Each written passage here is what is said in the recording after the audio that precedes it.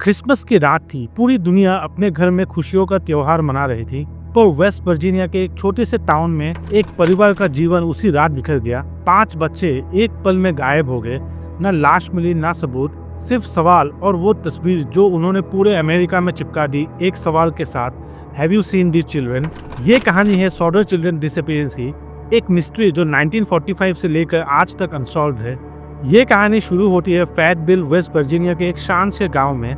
यहाँ George Sodder, एक Italian immigrant, अपनी वाइफ जेनी और 10 बच्चों के साथ रहता था। जॉर्ज एक सक्सेसफुल बिजनेसमैन था, ट्रकिंग का काम करता था, पर उनका पास, खास करके मुसोलिनी के खिलाफ उनका नफरत, उनके दुश्मन भी बना रहे थे। उनके 10 बच्चों में से 9 घर में रहते थे। 24 दिसंबर 1945 को जब सब क्रिसमस मना रहे थे, उनके घर में भी त्योहार की तैयारी हो रही थी, पर कुछ ही घंटों में उनका जीवन बिल्कुल पलट जाएगा। रात के लगभग 12:30 बजे एक आवाज ने जेनी सॉडर को जगा दिया। फोन बज रहा था। एक औरत ने कुछ अजीब सवाल किया, फिर उसने हंसी और कॉल कट गया।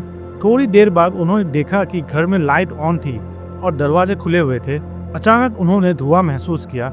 जॉर्ज ने तुरंत अपने बच्चों को ऊपर से बुलाने की कोशिश की, पर ऊपर से कोई आवाज नहीं आई। घर आग के हवाले हो चुका था।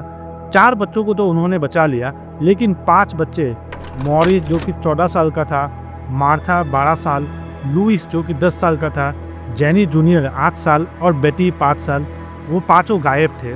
फायर डिपार्टमेंट को तुरंत बुलाया गया, पर वो सुबह 8 बजे आए।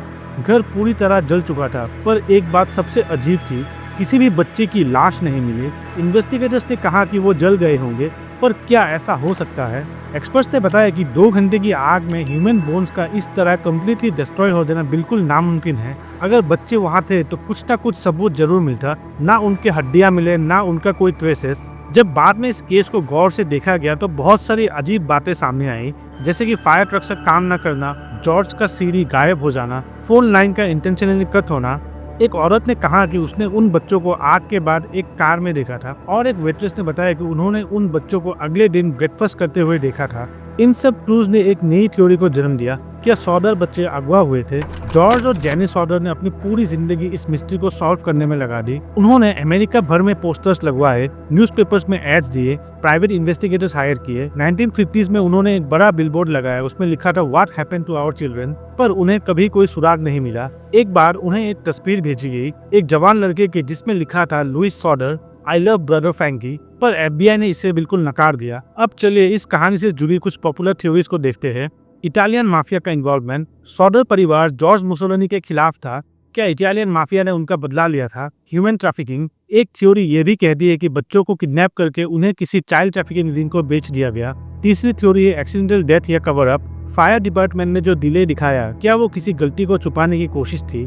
चौथा है बच्चों का नई आइडेंटिटी। क्या किसी वजह से उन बच्चों ने नई जिंदगी शुरू की, या उन्हें जबरदस्ती दूसरी आइडेंटिटी दे दी गई? फिर आखिरकार जॉर्ज सॉडर का 1969 में डेथ हो गया। जेनी 1989 तक उसी घर के पास रहे जहां उनके बच्चे खोए थे। हर क्रिसमस वो 5 प्रेजेंट्स निकालती थी उन 5 बच्चों के लिए जो कभी लौटे ही नहीं। ये कहानी सिर्फ एक फैमिली की ट्रेजेडी नहीं, ये सवाल है जस्टिस का, इन्वेस्टिगेशन का, और उस सिस्टम का जो शायद कभी पूरी सच्चाई लाने में फेल हो गया। अगर आपको लगता है कि सॉडर चिल्ड्रन की कहानी में कुछ छुपा हुआ है तो कमेंट में जरूर बताइएगा। क्या आपको लगता है कि वो अगवा हुए थे, या ये सब एक भयानक एक्सीडेंट था? अगर आपको ये वीडियो अच्छी लगी तो वीडियो को लाइक करें, शेयर करें और चैनल को सब्सक्राइब जरूर करें।